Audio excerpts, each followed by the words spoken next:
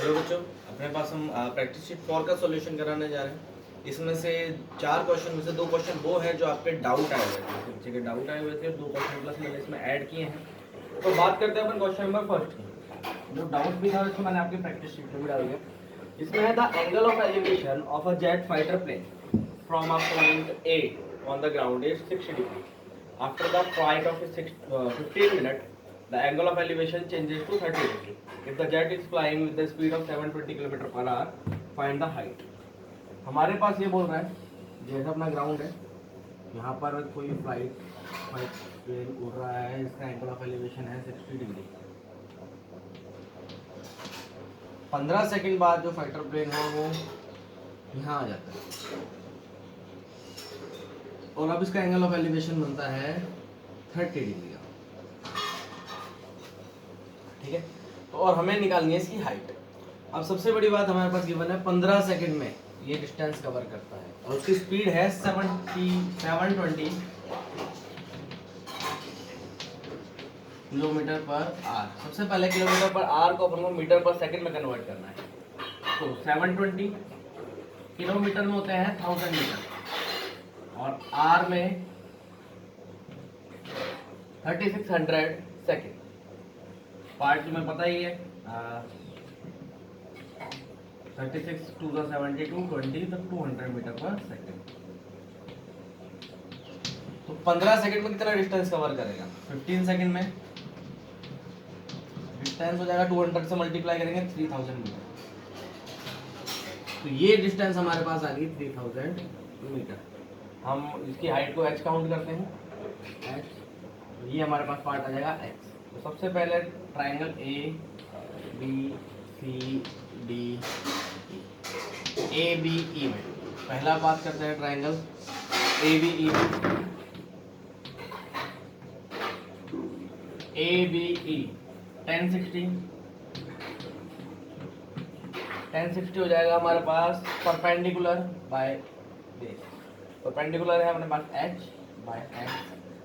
60 की value √3 h by x और h आ जाएगा हमारे पास √3x। सेकेंड हम ट्राइंगल कंसीडर करते हैं A C D. A C D है ADC। In triangle A C D में हमारे पास जो बेस है वही 1030 परपेंडिकुलर जो अपने पास है h और बेस हो जाएगा x plus 300 sorry x plus 3000।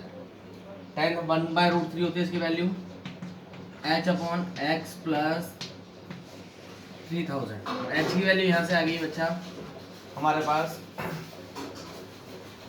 x plus 3000 by √3। इन दोनों वैल्यूज को अपन को इक्वेट करना है। तो अपने पास इक्वेट करेंगे h भी है तो √3x is equal to x plus 3000 by √3। √3 से √3 मल्टीप्लाई होगा 3x x plus 3000 2x is equal to 3000 और x की वैल्यू आ गई 1500। x की वैल्यू आ गई 1500 मीटर। अब ये वैल्यू x में पुट करेंगे तो x is equal to x √3 तो √3 1.73 इंटू 1500। वैल्यू हमारे पास गिवन है √3 की तो 1.73 रखनी है।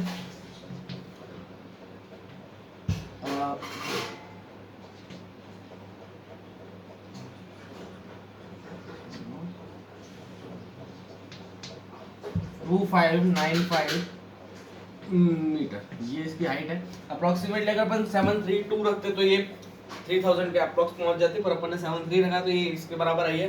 अब कुछ बच्चों का क्वेश्चन कुछ मतलब जो आंसर है वो थोड़ा सा डिफर आएगा सिर्फ √3 की वजह से। √3 में हमने यहाँ पर 1.73 अज्यूम किया है जबकि इसकी एक्चुअल वैल्यू होती है 1.732। अब बात करते हैं अपन क्वेश्चन नंबर सेकंड की।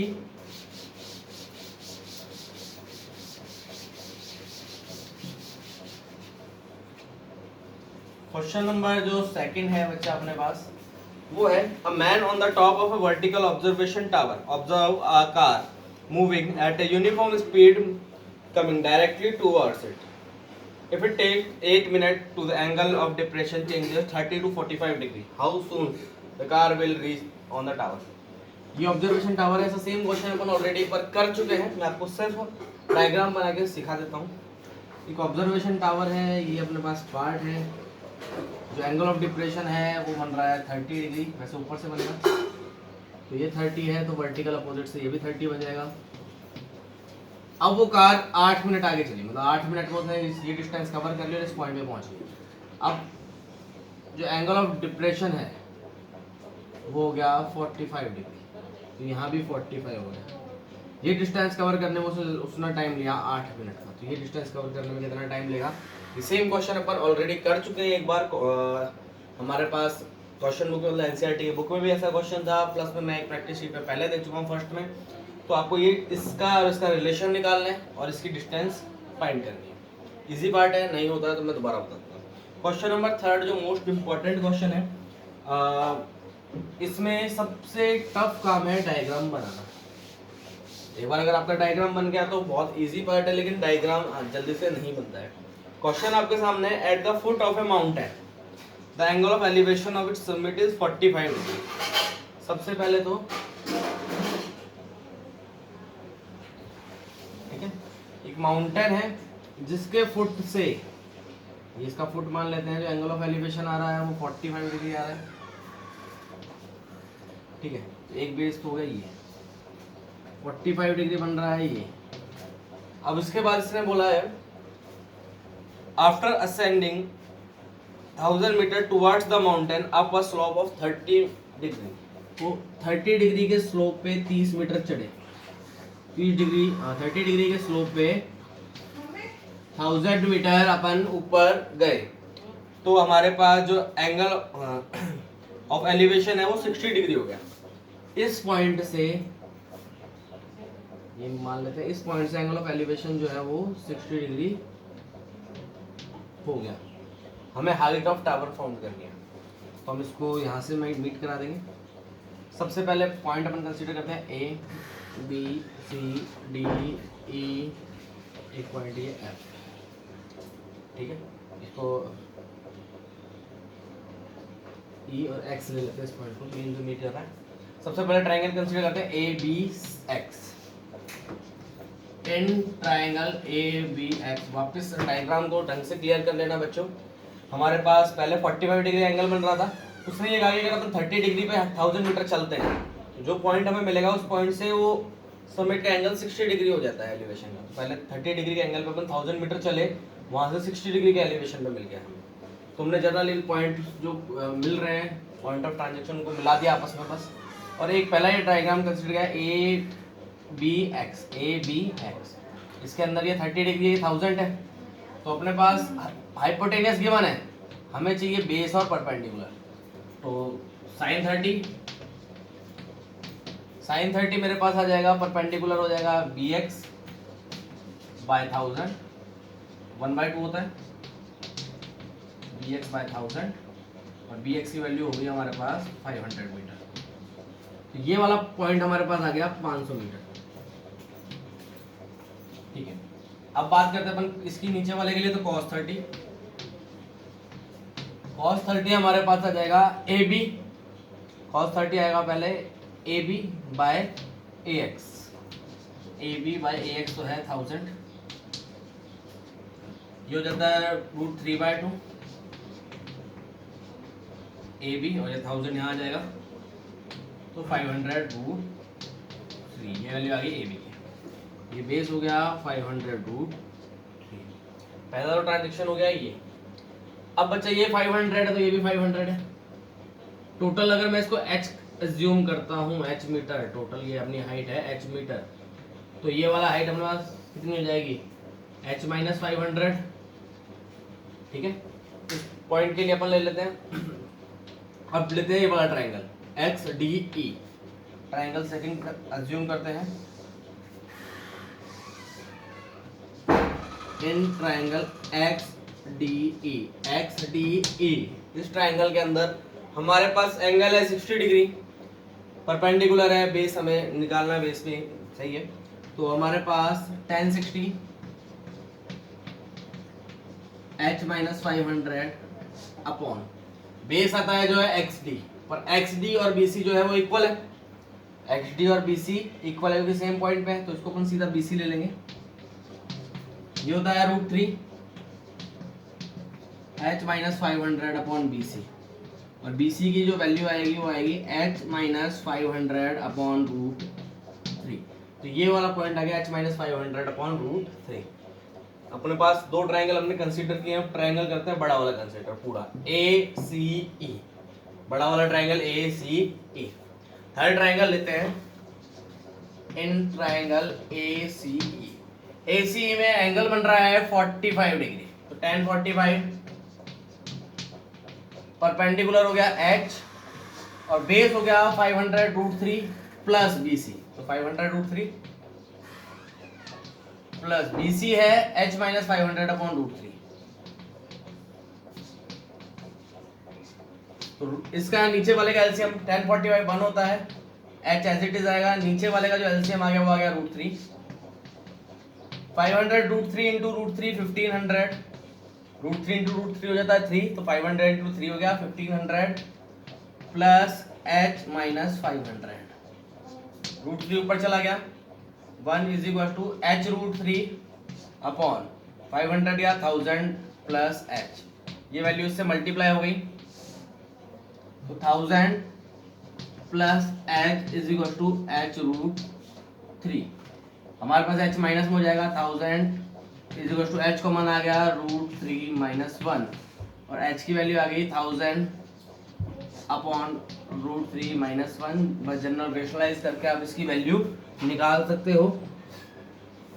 क्वेश्चन इजी है, बस इसकी लैंग्वेज थोड़ी टफ है। अगर हमारा एक बार डायग्राम क्लियर हो जाता है तो हम इजीली इसको निकाल सकते हैं बहुत आराम से। बाकी अगर आपको डाउट है तो मैं इसका सॉल्यूशन भी भेज दूंगा, और पर्टिकुलर बच्चा अगर वैसे समझ आ जाता है कॉपी में तो वो भी मैं आपको बता सकता हूँ। अब बात करते हैं अपन क्वेश्चन नंबर 4 की।